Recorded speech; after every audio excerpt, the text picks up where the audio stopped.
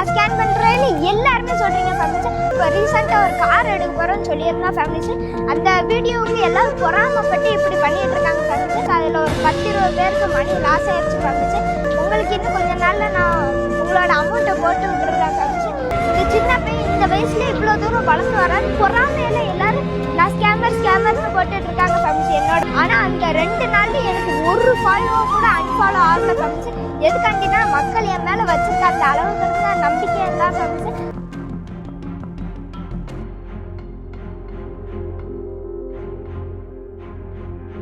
ஒரு 15 வயசு பையன் தார் ராக்ஸ் காரு வாங்கி தன்னோட அம்மாவுக்கு பரிசாக கொடுக்குறாரு. இந்த வீடியோ வெளியிடுறாரு. இந்த வீடியோ வெளியிட்டதுக்கு அப்புறமா பல பேர் இவரை ஸ்கேமர், இவர் பல விஷயங்கள், அதாவது ஒர்க் ஃப்ரம் ஹோம், கேமிங்கில் போடுறது, அது மட்டும் வீட்டு பெரியவங்களுக்கு உடம்பு சரியில்லை அப்படின்னு பல வகையில் காசு வாங்குவார், திருப்பி கொடுக்கவே மாட்டான் இந்த சிறுவன் அப்படின்னு பல பேரும் வீடியோ போட்டுகிட்டே வந்துக்கிட்டு இருக்காங்க. இப்போது பிக் பாஸுக்கு அடுத்து இந்த விஷயம்தான் பெரிய அளவில் பேசப்பட்டு வருது. 15 வயசில் இந்த பையன் மேலே ஏன் இத்தனை பேர் கம்ப்ளைண்ட் பண்ணுறாங்க, அப்படி என்னெல்லாம் இவன் பண்ணியிருக்கான் அப்படிங்கிறது தான் இந்த வீடியோவில் நாம் ரொம்ப சுருக்கமாக பார்க்க போகிறோம். நம்ம சேனலை இன்னும் சப்ஸ்கிரைப் பண்ணாதவங்க சப்ஸ்கிரைப் பண்ணிக்கோங்க. மேலும் அந்த பெல் பட்டனையுமே ஆளில் போட்டுக்கோங்க. அப்போ தான் நான் போடுற இந்த மாதிரியான வீடியோஸ் எல்லாம் உங்களுக்கு நோட்டிஃபிகேஷன்ஸாக உடனுக்குடனே வரும். வீடியோ ஸ்கிப் பண்ணாமல் முழுசாக பாருங்கள். டிகோட் நேயர்களுக்கு எனது அன்பு வணக்கங்கள். நான் உங்கள் ஜோதி பாபு.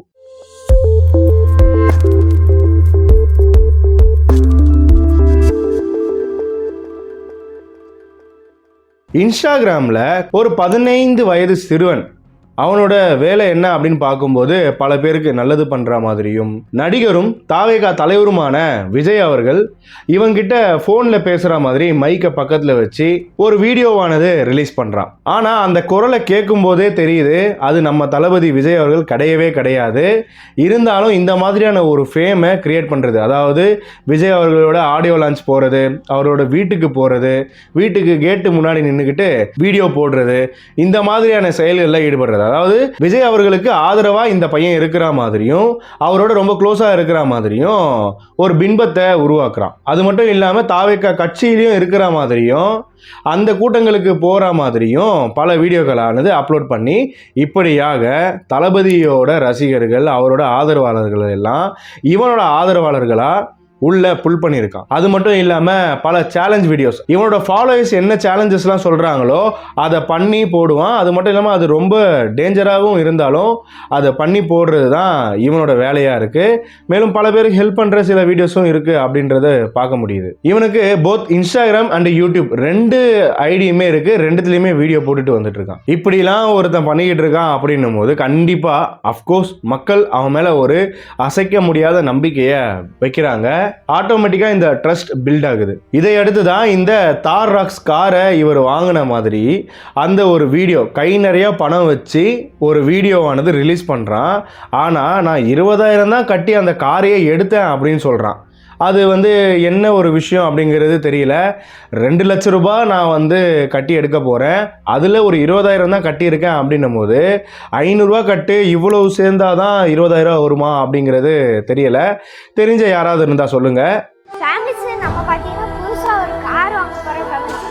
எனக்கு ரொம்ப ரொம்ப ரொம்ப ஹாப்பியாக இருக்குது ஃபேமிலிஸ். நம்ம எந்த கார் வாங்க போகிறோம்னா தார் ராக்ஸ் தான் ஃபேமிலிஸ் வாங்க போகிறேன். எனக்கு ரொம்ப ரொம்ப ஹாப்பியாக இருக்குது ஃபேமிலிஸ். அது மட்டும் இல்லாமல் இந்த கார் வாங்கின அந்த ஷோரூமோட பில் அப்படின்னு ஒரு பில்லுமே போஸ்ட் பண்ணியிருக்கான். இதை அடுத்து தான் ஒரு பெண் அவங்களுக்கும் இந்த சிறுவனுக்கும் ஆன அந்த கான்வர்சேஷன் எடுத்து ஸ்க்ரீன்ஷாட்டாக போட்டு அவங்களோட வீடியோவை மேலே போடுறாங்க. அதாவது இந்த பையன் உங்களோட காசை நான் டபுள் ஆக்கி தரேன் அப்படிங்கிறத ஒர்க் ஃப்ரம் ஹோம் மாதிரி போட்டிருக்கான். இதை நம்பி அந்த பெண்ணும் 1000 ரூபா ஃபஸ்ட்டு அனுப்பியிருக்காங்க. 1000 ரூபா அனுப்பின பின்னர் ஒரு 2 மணி நேரம் கழித்து அக்கா அந்த 1000 ரூபா லாஸ் ஆகிடுச்சுக்கா, நீங்கள் மேலும் ஒரு 3000 ரூபா கொடுங்க, நான் அந்த காசும் இந்த காசு சேர்த்து மொத்தமாக உங்களுக்கு டபுள் ஆக்கி கொடுக்குறேன் அப்படிங்கிறத சொல்லியிருக்கான்.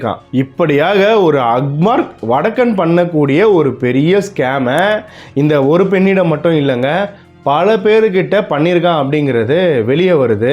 ஒருத்தராக ரீல் போட ஆரம்பிக்கிறாங்க, புதுசாக ரீல் போடுறாங்க. இந்த மாதிரி என் ஃப்ரெண்டுக்கு இந்த மாதிரி பாதிக்கப்பட்டிருக்கான், இந்த பையனால் இவன் பாதிக்கப்பட்டிருக்கான் அப்படிங்கிற வீடியோவானது ரிலீஸ் பண்ணுறாங்க. மேலும் இதையடுத்து முஜி லிரிசிஸ்ட் அப்படின்ற ஒரு ஐடியில் இருக்கக்கூடிய ஒரு நபர், அந்த நபரோட வீடியோ பார்த்தேன். அந்த வீடியோவில் என்ன சொல்லியிருக்காருன்னா, எமர்ஜென்சி அப்படின்ட்டு 7,000 ரூபாய் வாங்கியிருக்கான். அப்படியாக 7,000 ரூபாய், சரி ஏதோ எமர்ஜென்சி, ஒரு ட்ரஸ்டபிளான ஆள் தானே, நாம் கொடுத்துட்டு வாங்கிக்கலாம் அப்படிங்கிற ஒரு நல்லெண்ணத்தில் அந்த நபர் இந்த பையனுக்கு 7,000 ரூபாயை அனுப்பியிருக்காரு. அனுப்புனதுக்கு பின்னர் 2 நாள் ஆச்சு, 1 வாரம் ஆச்சு, 1 மாதம் ஆச்சு, 2 மாதம் வரையும் ஆயிடுச்சு. ஆனால் பணம் திருப்பி ரிட்டர்ன் வரவே இல்லை. பின்னர் இவர் கேட்கவும் ஆரம்பிச்சிட்டாரு. கேட்க ஆரம்பித்ததுக்கு அப்புறமா நாளைக்கு வந்துடும், இந்த ஸ்கேம் பண்ணவங்க அந்த கான்வர்சேஷனை எடுத்து பார்க்கும்போது நாளைக்கு போட்டுடலாம், நாளைக்கு வந்துடும் அப்படின்னு தான் அனுப்பியிருக்காரு ஃபுல்லாக. ஒரு 7 லட்சம் ஃபாலோயர்ஸை கொண்ட ஒரு இன்ஃப்ளூயன்சர் அப்படின்னும் போது அவர் தன்னோட ஸ்டோரியிலையும் தன்னோட ஐடியிலையுமே இந்த விஷயத்த போஸ்ட் பண்ணுறாரு, இந்த மாதிரி இவன் ஸ்கேம் பண்ணுறான் அப்படின்னு சொல்லிட்டு. ஓகே, இப்படி போட்டதுக்கு அப்புறமா தான் கொஞ்சமாக இவரோட அமௌண்ட்டை கொடுத்துருக்கான். அப்படியாக இவரோட 7,000 மொத்தமே வாங்கிட்டாரு. இப்படி நடுவில் இந்த 7,000 கேட்கும்போது தான், நான் உங்களுக்கு காசாக இல்லை ரீலாக பண்ணி கொடுத்துருவா அப்படின்னு கேட்டிருக்கான். அவரே ஒரு இன்ஃப்ளூயன்சரு, அவருக்கு இவர் இன்ஃப்ளூயன்ஸ் பண்ணி தரதா கேட்டிருக்காரு. காசை கொடுக்காம நான் உங்களுக்கு அதுக்கு பதில் ரீல் பண்ணி தரேன் அப்படின்னு. இது எப்படி இருக்குன்னு நீங்களே பாருங்கள்.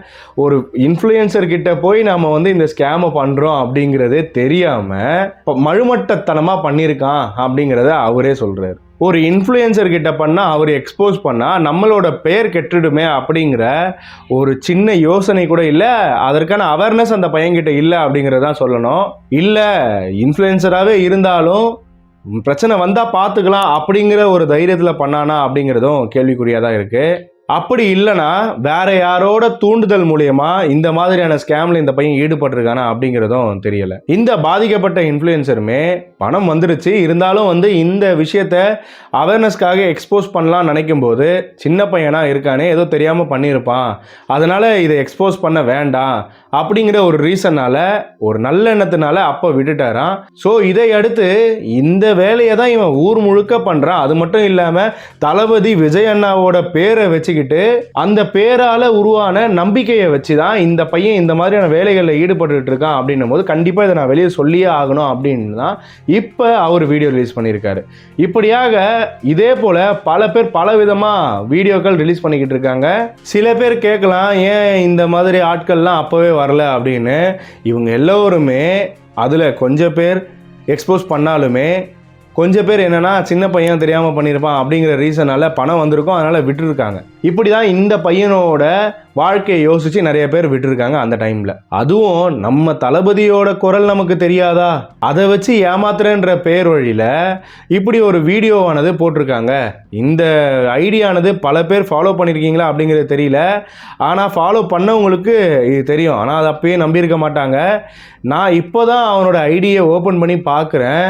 தளபதியோட பேசின அந்த ஆடியோ கால் தான் முதல்ல இருக்கு, அந்த வீடியோ தான் முதல்ல இருக்கு. இவன் பிறக்கிறதுக்கு முன்னாடியிலிருந்தே தளபதியை நாம பார்த்துக்கிட்டு இருக்கோம்.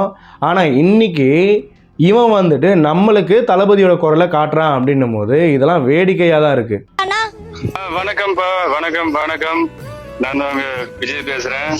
நல்லா இருக்கீங்களாண்ணா? நான் நல்லா இருக்கேன், நீங்க எப்படி இருக்கீங்க? நான் சூப்பரா இருக்கேண்ணா. மேலும் இந்த சம்பவம் மக்களோட தெளிவின்மையும் அறியாமையும் தான் காட்டுது. இதையடுத்து இந்த பையன் ஒரு வீடியோவை போடுறாங்க ஸ்டோரியா.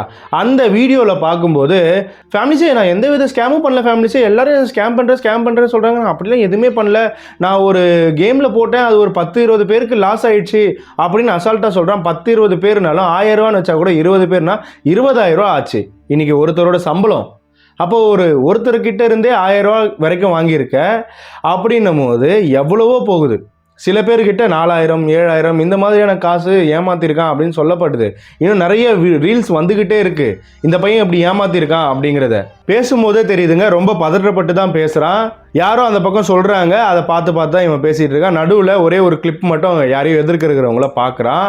இவனுக்கு அடுத்து என்ன பேசுன்னு தெரியல. அது மட்டும் இல்லாமல் இப்படியாக பணம் லாஸ் ஆனவங்களுக்குலாம் நான் பணம் போட்டுக்கிட்டு தான் இருக்கேன், உங்களுக்கு யாராவது லாஸ் ஆகிருந்தா சொல்லுங்கள், நான் உடனே பணத்தை போட்டுடுறேன் அப்படின்னு சொல்கிறாங்க. அப்போ இத்தனை நாளாக இந்த மாதிரி 10 பேர் ஏமாறுற வரைக்கும், அதாவது 10 பேரோட பணம் அட் அ டைமில் லாஸ் ஆகிருக்க போகிறது இல்லை, 10 பேரை ஏமாறுற வரைக்கும், 20 பேர் ஏமாறுற வரைக்கும் நீ ஏன் ஒரு ஏமாத்துற வேலையை, அதாவது அங்கே லாஸ் ஆகுதுன்னு தெரிஞ்சும் அடுத்தவனோட பணத்தை இன்வெஸ்ட் பண்ணுறதுக்கு இந்த பையனுக்கு யார் ரைட்ஸ் கொடுத்தாங்க? அப்படி கேட்டது இந்த பையனோட பெரிய தவறு தானே. இப்போ நாம மாட்டிக்க போறோம் அப்படிங்கிற பயத்துல நான் எல்லாரோட பணமும் கொடுத்துறேன் அப்படின்னு ஏதோ பதட்டத்தில் பேசுற மாதிரி தான் பேசிக்கிட்டு இருக்கான்.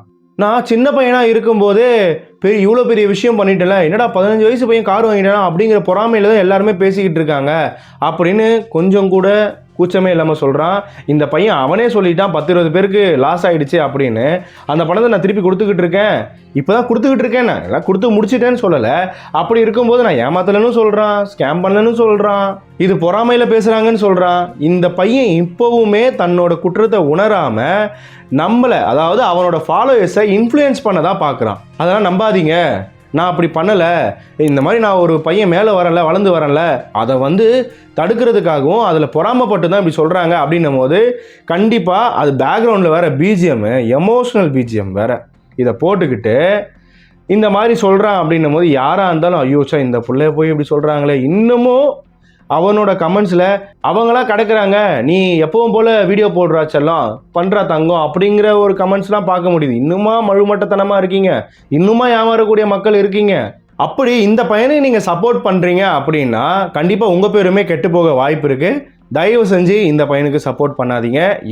இவன் வாயால் அவனுக்கே தெரியாமல் ஒத்துக்கிட்டான் ஸ்கேம் பண்ணியிருக்கான் அப்படிங்கிறத. ஸோ அவனுக்கு கமெண்ட் சப்போர்ட்டிவாக பண்ணுறீங்கன்னா கொஞ்சம் யோசிச்சு பண்ணுங்கள். அது மட்டும் இல்லாமல் நான் ஒரு பெட்டிங் கேமில் போட்டேன், அது லாஸ் ஆகிடுச்சு, அதனால தான் பணம் திருப்பி கொடுக்க முடியல அப்படின்ற மாதிரி இந்த பையன் ஸ்டோரி போட்டிருக்கான்னு சொல்லியிருக்கேன்ல. இவன் இந்த மாதிரி பணம் கேட்குறத விட அதிகமாக எமர்ஜென்சி, வீட்டில் இருக்க பெரியவங்க கீழே விழுந்துட்டாங்க, பாட்டி விழுந்துட்டாங்க, அம்மாவுக்கு கையில் அடிபட்டுருச்சு, இந்த மாதிரி சொல்லி தான் நிறைய பேர்கிட்ட எமர்ஜென்சி அப்படின்னு பணம் வாங்கியிருக்கான். இப்படி பணம்லாம் வாங்கிட்டு நான் திருப்பி கொடுக்குறேன்னு ஒரு எமோஷனல் பிஜிஎம் போட்டால் சிம்பத்தி கிரியேட் ஆகிடுமா? சிம்பத்தியை கிரியேட் பண்ணுறதுக்கு தான் அவன் இந்த மாதிரி ஸ்டோரிஸும் போட்டுக்கிட்டே வந்துக்கிட்டு இருக்கான். தயவு செஞ்சு இதுக்கு மேலே நம்பாதீங்க மக்களே. நான் கேம் மட்டும்தான் ப்ரொமோஷன் பண்ணேன், அதில் தான் லாஸ் ஆச்சு, நான் மட்டுமா ப்ரொமோஷன் பண்ணுறேன், எல்லா யூடியூபர்ஸும் பண்ணுறாங்களே, எல்லாரும் பண்ணுறாங்களே, அப்போது எல்லாருமே ஸ்கேம் பண்ணால் நீயும் பண்ணுவியா? இதுதான் என்னோட கேள்வி. அவன் சொல்றது சின்ன பிள்ளைத்தனமாக தான் இருக்கு என்ன கேட்டால். ஆக்சுவலாக அவன் ஒரு குழந்தை தான், கொஞ்சம் கேடி குழந்தை. இப்படியாக இந்த சிறுவன் மேலே கண்டிப்பாக தவறு இருக்கு, இதை யாருமே மறுக்க முடியாது தான். ஆனால் இப்போ இருக்கிற காலகட்டத்தில் இந்த betting game, stocks, trading, MLM, இந்த மணி டபுள் பண்ணி தரேன், ஒர்க் ஃப்ரம் ஹோமு, இந்த மாதிரி நிறைய பண மோசடிகள் அங்கங்கே பல வகையில் நடந்துக்கிட்டு தான் இருக்குது, நம்ம கேள்விப்பட்டுட்டு தான் இருக்கோம். அப்படி இருக்கும்போது எந்த ஒரு நம்பிக்கையில் பணத்தை மாற்றி விட்டீங்க இந்த பையனுக்கு? ஓகே, ஒரு ட்ரஸ்ட் இருக்குது, நான் ஒத்துக்கிறேன். ஆனாலுமே இந்த சம்பவத்தில் யார் யாரெல்லாம் பணம் டபுள் ஆகும் அப்படின்னு பணம் அனுப்புனாங்களோ அவங்களுக்கு இருக்கிற அந்த பேராசையுமே இந்த சம்பவம் நடக்க ஒரு முக்கியமான காரணம் தான் நான் சொல்லுவேன். இப்போ இருக்கிற காலகட்டத்தில் எச்சிக்கையில் காக்காவே ஓட்ட மாட்டானுங்க. இதில் சும்மாவே ஒரு 1000 ரூபா போட்டால் இன்னொரு 1000 ரூபா வந்துருமா? இதை கொஞ்சம் யோசிக்கணும். ஓகே, அப்படி சொன்னாலுமே, அப்படி ஒரு விஷயம் இருந்தாலுமே, அப்படி இருக்க வாய்ப்பே கிடையாது, அப்படி யாரும் கொடுக்க வாய்ப்பே கிடையாது. அப்படி ஒரு விஷயம் இருக்குன்னு ஒரு பையன் சொல்கிறானாலுமே நீங்கள் பண்ண வேண்டியது என்ன தெரியுமா?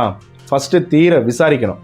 அப்படியே தீர விசாரித்தாலும் இப்போ வெப்சைட்டு, ஐடின்னு எல்லாமே போலியாக உருவாக்கக்கூடிய அளவுக்கு இப்போ டெக்னாலஜி இருக்குது. அப்படி இருக்கும்போது இது நிஜமாவே உண்மையா அப்படிங்கிறத நீங்கள் தீர விசாரிக்கணும், தீர செக் பண்ணணும்.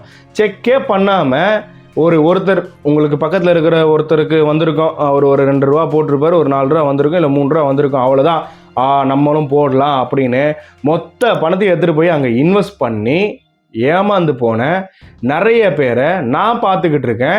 மக்களாகிய நீங்கள் நியூஸ் சேனல்லையுமே நிறையா பார்த்துருப்பீங்க அப்படிங்கிறத நான் நம்புகிறேன். அப்படி இருக்கும்போது இந்த காலத்தில் சும்மாவே பணம் வர வாய்ப்பே இல்லை அப்படிங்கிற ஒரு விஷயம்தான் நிதர்சனமான உண்மை. அப்படி இருக்கும்போது பேராசைப்பட்டு இந்த பையனுக்கு காசு கொடுத்த நீங்களுமே ஒரு குற்றவாளி தான். பேராசை பெருநஷ்டம் அப்படிங்கிறது இந்த சம்பவத்தில் இருந்து மக்களாகிய நீங்கள் புரிஞ்சுக்கணும். அதே நேரத்தில் இந்த பையன் எமர்ஜென்சின்னு சொன்னப்ப காசு கொடுத்த யாரையுமே நான் குத்தமே சொல்ல மாட்டேங்க. உங்களை நான் ரொம்பவுமே பாராட்டுறேன். அவன் ஏமாத்துறானோ ஏமாத்தலையோ, நல்லவனா கெட்டவனா எதுவுமே பார்க்காம ஒரு உதவின்னு கேட்டவனே நீங்கள் உதவி பண்ணியிருக்கீங்களே, ஹேட்ஸ் ஆஃப்.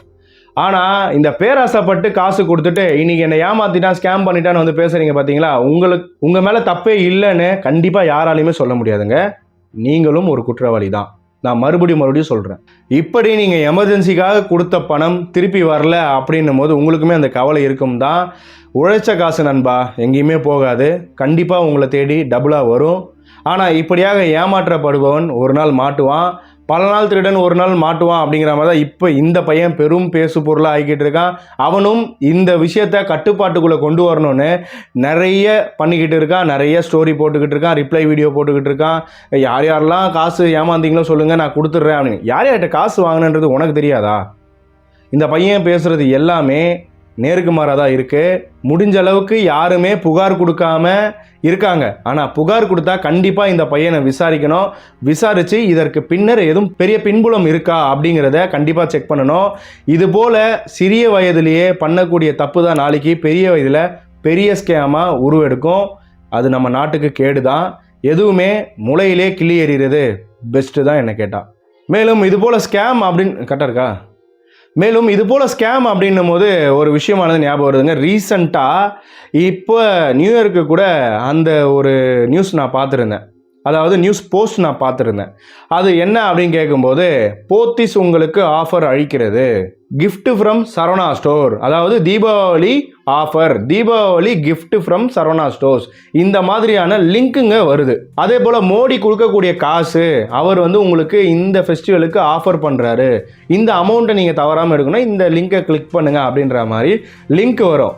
சத்தியமாக சொல்கிறேன், அந்த மாதிரி ஒரு லிங்க் இருக்குது அப்படின்னா இப்போ எல்லோருமே அஃபிஷியல் சைட் யூஸ் பண்ணுறாங்க, அஃபிஷியல் இன்ஸ்டாகிராம் ஐடி யூஸ் பண்ணிகிட்டு இருக்காங்க. அந்த லிங்க்கை தயவு செஞ்சு தொடாதீங்க. முட்டாள்தனமாக அந்த லிங்க்கை ஷேரும் பண்ணுறாங்க, அந்த லிங்க்கை டச்சும் பண்ணுறாங்க.